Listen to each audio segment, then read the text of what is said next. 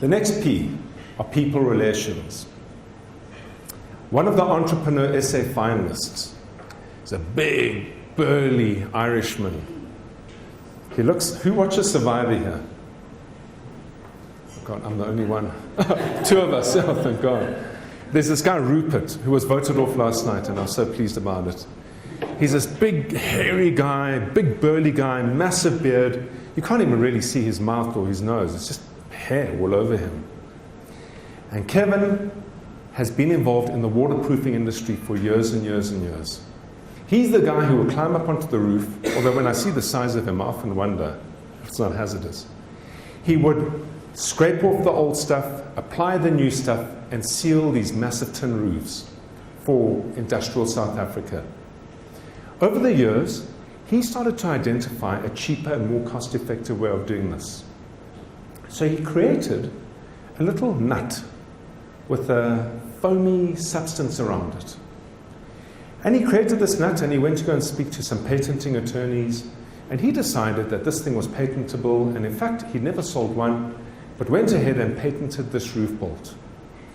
The roof bolt today reduces the cost of waterproofing on a standard comparative basis by around 40% for the client. Kevin has built a fairly significant business in this space. And of course, he became overwhelmed by running this business. So he brought in his sons, all three of them. Can you imagine? Keegan, Karen, and I can't remember the third one. But they all had K in front of their names.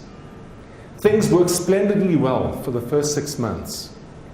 And then eventually, cracks started to appear in this business.